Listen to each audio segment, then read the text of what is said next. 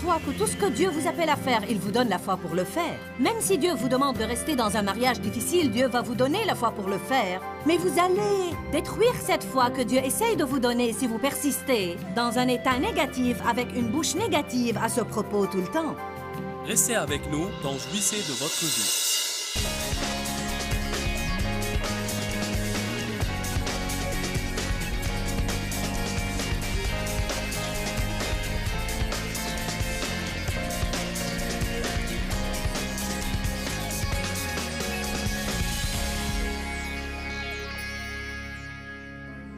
Aujourd'hui, je veux vous parler de que vous réserve l'avenir. Que vous réserve votre avenir? C'est vraiment une question à laquelle nous aimerions tous avoir des réponses. Vraiment, si nous ne vivons pas dans le domaine de la confiance en Dieu, alors nous allons nous rendre fous. Combien d'entre vous ont des questions restées sans réponse au sujet de l'avenir? Des choses sur lesquelles vous aimeriez vous renseigner et connaître. Une bonne partie de ce que votre avenir vous réserve, je ne veux pas que vous ratiez cela. Une bonne partie de cela ne dépend que de vous. Que puis-je faire à ce propos? Il est vraiment ridicule de fonder votre avenir sur votre passé. Certains tombent dans un vrai piège parce que de mauvaises choses sont arrivées dans leur passé et ils tombent alors dans un piège de négativité qui ensuite leur fait peur d'espérer n'importe quel bien pour l'avenir car ils ont été tellement déçus par le passé qu'ils préféreraient ne pas espérer du tout que d'être déçus de nouveau. J'étais comme ça il y a des années de là. Au début de notre mariage, Dave et moi, il me disait « Pourquoi es-tu si négative ?» Et j'ai dit, si tu ne t'attends pas à ce que quelque chose de bien t'arrive, tu ne vas pas être déçu. J'étais au début de mes 20 ans, et cela semble presque impossible, mais je ne pouvais pas me rappeler au début de notre mariage, Dave et moi, que j'avais jamais été vraiment heureuse. J'avais été victime d'abus sexuels et j'avais vécu dans la peur, et il y avait l'alcoolisme. Et puis je me suis mariée avec le premier type qui m'a montré le moindre intérêt, car je pensais que personne ne va jamais vouloir de moi. Et c'était 5 ans de vie ridicule. Il me délaissait dans d'autres états et il me quittait lorsque j'étais enceinte pour courir après d'autres femmes. Et j'en suis arrivée presque au point d'être sans abri. Je ne pouvais pas me rappeler d'avoir été heureuse. Tout ce dont je pouvais me rappeler, c'était la peur et la pression. J'avais une si négative perspective de tout. J'étais si négative. Une des choses que Dieu devait commencer à traiter en moi au tout premier début était d'apprendre comment être positive. Si vous avez été trop négatif, ça va vous prendre un moment pour vous redresser. Maintenant, je ne peux pas tolérer d'être négative. Et je ne peux pas tolérer d'être auprès de personnes qui sont négatives. Cela détruit absolument tout. Eh bien, Abraham était un homme qui avait quelques circonstances fâcheuses. Il avait fait profiter son neveu Lot de sa propre prospérité et il a tout partagé avec lui. Et maintenant, Lot avait acquéri plus de troupeaux et d'ouvriers, et Abraham s'était enrichi, et ils étaient en fait en train d'élever leurs troupeaux sur la même terre, et la terre ne produisait pas assez de nourriture pour eux tous, et leurs bergers se querellaient alors les uns avec les autres. Abraham a pris l'initiative, et j'aime ça, parce que cela dénote une chose sur son caractère. En fait, un conciliateur est plus pieux que quelqu'un qui reste là à attendre que quelqu'un d'autre vienne se réconcilier avec lui. Ce que j'ai dit est important. Ne pensez pas que c'est une humiliation de vous excuser en premier.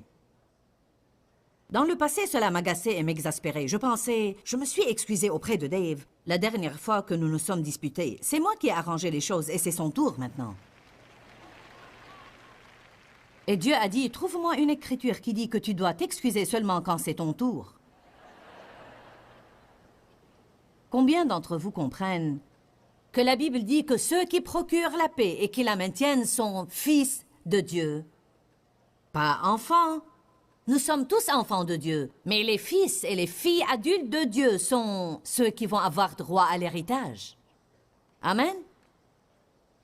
Alors, Abraham a pris l'initiative et il est allé à Lot et lui a dit « Je te prie qu'il ne soit point de dispute entre nous. » Non seulement il a pris l'initiative d'aller à lui, mais aussi il était prêt à sacrifier Et il a dit à Lot, choisis la partie que tu veux de la plaine et moi je prendrai ce qui reste. Combien de gens auraient fait ça? Lot n'aurait rien eu si ce n'était grâce à Abraham. Alors j'aurais pensé que, étant le patron et étant l'oncle, et Lot étant le neveu, ce qui veut dire qu'Abraham était plus âgé, j'aurais pensé qu'il aurait dit maintenant, ça suffit, tu as été béni, alors maintenant tu dois me céder la place et partir, et me laisser avoir ma terre. Mais non, il était conscient de l'importance de s'éloigner des disputes, et si jamais nous apprenons ça, cela va nous rapprocher beaucoup de la terre promise.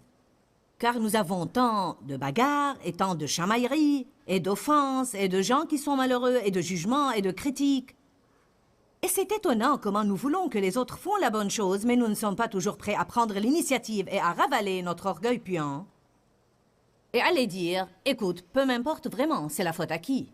Si tu penses que c'est de ma faute, alors Dieu soit loué, peut-être c'est vrai. Ce que je sais, c'est que nous devons faire la paix. Nous devons nous entendre car nous avons gros à perdre là. Dieu essaye de faire trop de choses sur la terre et il y a trop de choses qu'il veut faire en nous et j'ai trop investi. Alors il vaut mieux s'humilier et faire la paix avec quelqu'un que de s'agripper à son orgueil et faire la guerre. Donc, naturellement, Lot a choisi de prendre la meilleure partie de la vallée. Maintenant, si vous lisez avec moi, Genèse 13, 12. Abraham habita dans le pays de Canaan, et Lot habita dans les villes de la plaine du Jourdain, et dressa ses tentes jusqu'à Sodome et habita là-bas. Mais les gens de Sodome étaient méchants et extrêmement grands pécheurs contre l'Éternel. Vous voyez, Lot a pensé en fait qu'il a vraiment fait une bonne affaire, mais à cause de son égoïsme, il est allé tout droit dans un gâchis. Puis l'Éternel dit à Abraham après que Lot se fut séparé de lui, « Maintenant, nous devons absolument nous rendre compte que même si Abraham était un homme pieux, il a sûrement dû avoir des sentiments de découragement ou de déception à cause de ça. Il avait travaillé pour longtemps et il avait tout établi et maintenant il ne lui restait que les miettes à nouveau. Et il devait recommencer à zéro. Je crois qu'il y a des gens ici et des personnes qui nous regardent à la télé qui en sont arrivés à un point dans leur vie où ils ont tout perdu et doivent recommencer à zéro. Y a-t-il des gens comme ça ici? Vous en êtes arrivés à un point dans votre vie où il faut prendre un nouveau départ. L'Éternel dit à Abraham, « Oh, vous devez comprendre ça. Lève les yeux du lieu où tu es, et tout le pays que tu vois, nord, sud, est et ouest, je le donnerai à toi et à ta postérité pour toujours. » Maintenant, lève-toi, debout, parcours le pays, dans sa longueur et dans sa largeur, car je te le donnerai. Alors, il y a deux choses ici. Vous devez voir une chose et vous devez être prêt à aller la prendre. D'accord, Abraham. Que vois-tu? J'aime ce qu'il a dit. Regarde du lieu où tu es. Savez-vous ce que ça me dit? Dieu ne veut pas que nous restions là où nous sommes. Même moi, je me suis rendu compte dernièrement que j'avais eu une vie magnifique. J'ai une bonne vie, j'ai un bon ministère. Mais quand même, il ne veut pas que je reste là où je suis, car en Dieu, il y a toujours une possibilité de progrès. Ma question pour vous aujourd'hui est, que voyez-vous? Certaines personnes ont des visions pour leur vie. Elles ont des rêves et des visions pour toutes. Pour toutes choses, depuis vouloir mettre de l'ordre dans leurs finances et vouloir mettre de l'ordre dans leur maison et vouloir travailler avec un enfant avec qui elles ont des problèmes ou n'importe, jusqu'à vouloir changer le monde. Mais certaines personnes sont vraiment plutôt vagues et elles sont le genre « lève-toi et existe ». Le genre attendre de voir ce qui va se passer chaque jour.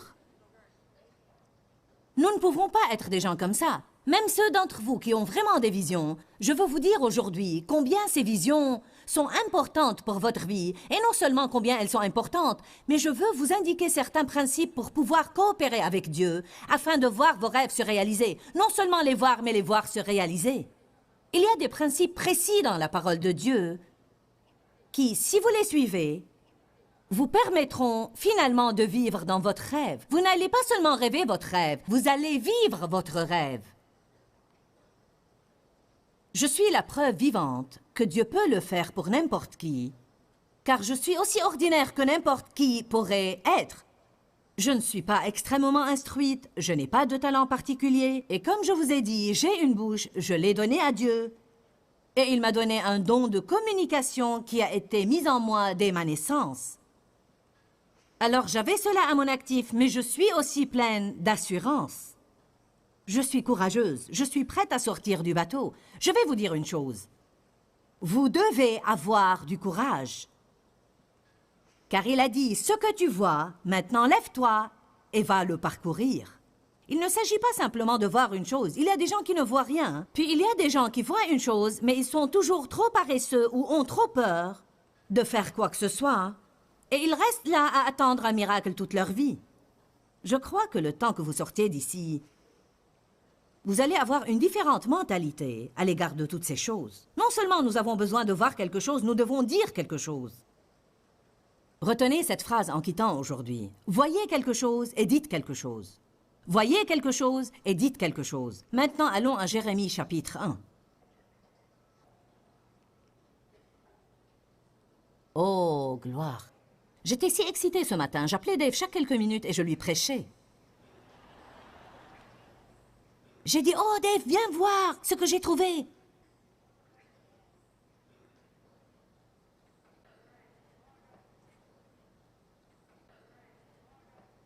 Jérémie 1,4. Puis la parole de l'Éternel me fut adressée en ces mots. Avant que je t'eusse formé dans le ventre de ta mère, je te connaissais, et je t'acceptais en tant que mon instrument choisi. Et avant que tu ne sois né, je t'avais séparé et distingué et consacré, et je t'avais établi prophète des nations. Vous avez une destinée. Avant que vous ne soyez nés, avant d'être mis dans le ventre de votre mère, Dieu avait déjà préparé un bon plan pour votre vie. Et vous avez une destinée et vous avez une mission. Vous n'êtes pas là simplement pour occuper une place.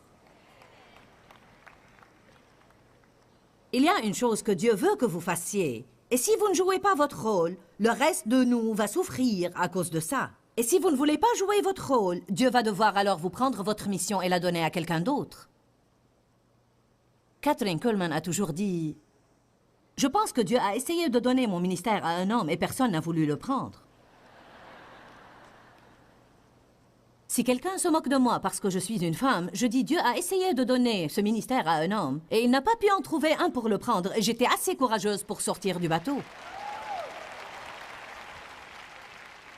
Maintenant, au moment où Dieu a parlé à Jérémie de ce qu'il voulait de lui, il était jeune et il avait peur. Et alors la première chose qui est sortie de la bouche de Jérémie était une chose négative. Puis je répondis, « Ah, Seigneur éternel, voici, je ne peux pas faire ça. Je ne sais point parler. Je suis un enfant. » L'Éternel me dit, « Ne dis pas... » Et j'ai entouré cette phrase. « Ne dis pas, je suis un enfant, car tu iras vers tous ceux auprès de qui je t'enverrai, et tout ce que je t'ordonnerai, tu vas le dire. Ne les crains point, car je suis avec toi pour te délivrer, dit l'Éternel. » Puis l'Éternel étendit sa main et toucha ma bouche. Et l'Éternel me dit, « Voici, je mets mes paroles dans ta bouche. » Verset 10. Regarde, je t'établis aujourd'hui sur les nations et sur les royaumes, pour que tu arraches et que tu abattes, pour que tu ruines et que tu détruises, pour que tu bâtisses et que tu plantes. Maintenant, regardez le verset 11. De plus, la parole de l'Éternel me fut adressée en ces mots. « Jérémie, que vois-tu? » Ouh, alléluia! Et si Jérémie avait dit « Rien », vous pouvez poser la question à beaucoup de gens sur leur avenir. Que voyez-vous pour votre avenir? Je ne sais pas, plutôt rien qu'une attente pour voir ce qui va arriver. Que vois-tu? Il avait une bonne réponse. Je vois une branche ou un rejeton d'amandier. Et si vous n'avez pas la Bible amplifiée, vous n'allez pas comprendre le message que j'essaye de faire ressortir. Alors vous devez écouter ça. Il dit... C'est l'emblème de la vivacité. Alors, il a vu une branche d'amandier qui commençait à bourgeonner et à pousser. Dans l'esprit, il a vu ça. Et lorsque Dieu nous montre des choses dans l'esprit, elles ont des sens pratiques naturels. Il a dit, c'est l'emblème de la vivacité et de l'activité fleurissant à la fin de l'hiver.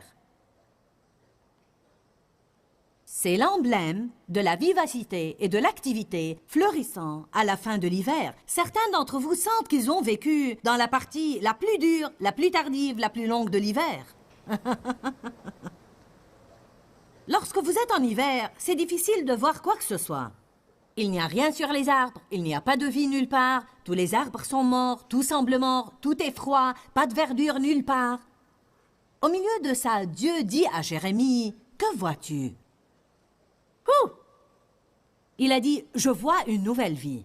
Je vois de l'activité. Je vois de la vivacité. Je vois de la croissance. Je vois du changement.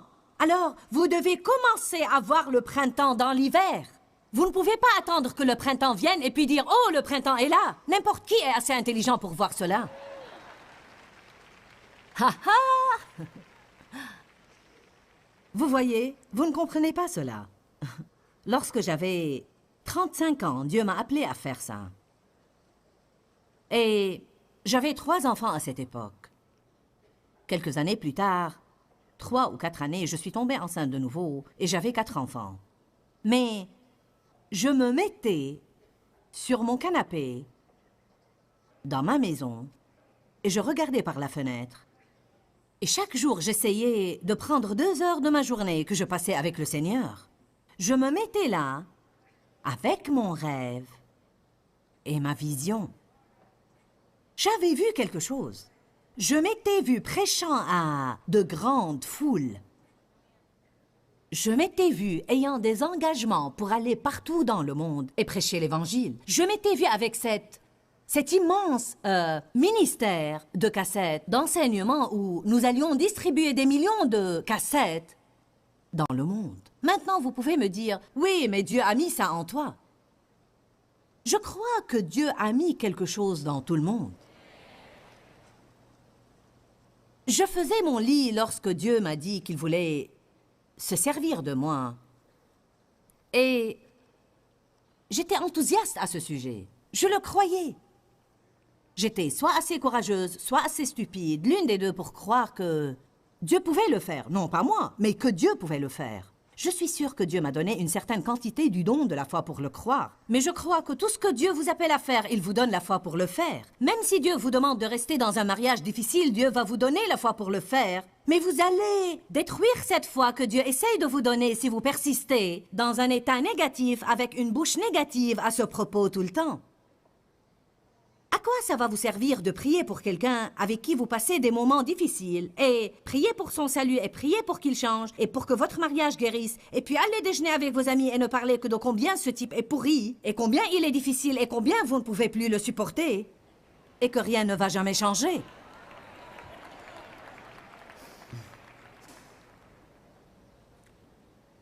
Jérémie, qu'est-ce que tu vois? Nous devons voir quelque chose. Nous devons dire quelque chose. Dieu avait un plan pour la vie de Jérémie. Et il a commencé par dire de mauvaises choses. Dieu a dit, ne dis pas ça.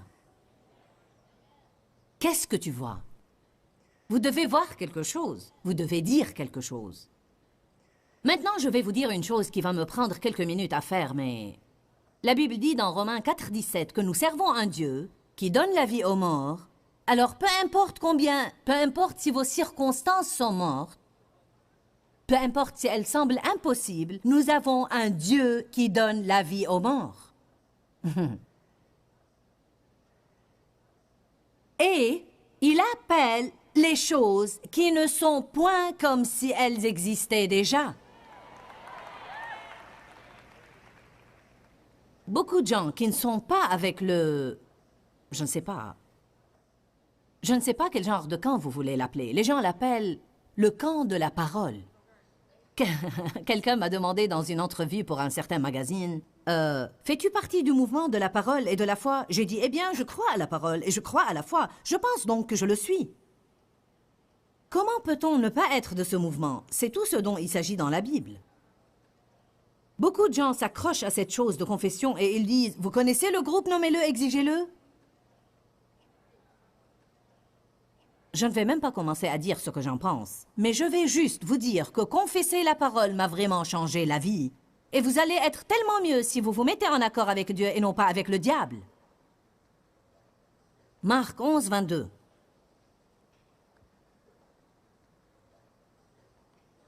Ce que vous aimez, c'est la parole. Vous aimez ce que Dieu est en train de faire dans votre vie. Verset 22. Et Jésus prit la parole et leur dit, « Ayez foi en Dieu. Je vous le dis en vérité, si quelqu'un dit à cette montagne, Ôte-toi de là et jette-toi dans la mer. Et s'il ne doute point en son cœur, mais croit, voyez, lorsque vous croyez, vous voyez quelque chose. Alors, nous avons le même message là. Voyez quelque chose et dites quelque chose. Voyez quelque chose et dites quelque chose. S'il y a quelque chose qui vous gêne, parlez à cette chose, parlez à la montagne. Que vous réserve l'avenir? Vous savez, cela ne dépend pas seulement de Dieu. Je crois que Dieu a un bon plan préétabli et prédestiné pour votre vie et pour ma vie aussi. Mais nous devons être en accord avec Dieu. Quand vous regardez à l'intérieur de vous-même et dans votre cœur, que voyez-vous? Vous devez voir quelque chose. Dieu a dit à Abraham, « Je vais te donner tout le pays que tu vois. » Il l'a amené au sommet d'une montagne et a dit, « Regarde vers le nord, le sud, l'est et l'ouest. Tout ce que tu vois, je te le donnerai. » Certains regardent dans leur avenir et ne voient rien. Ils ne croient pas que quelque chose de bien peut arriver. Vous ne devez pas seulement voir quelque chose de bien, vous devez dire quelque chose de bien. Vous devez regarder votre avenir, voir quelque chose et dire quelque chose. Vous devez en parler positivement et appeler ces choses qui ne sont point comme si elles étaient. Vous devez être en accord avec Dieu. Si vous commencez à vous mettre en accord avec Dieu, les bonnes choses que Dieu va vous faire seront illimitées. Allez, je veux que quelqu'un ait de l'espoir aujourd'hui.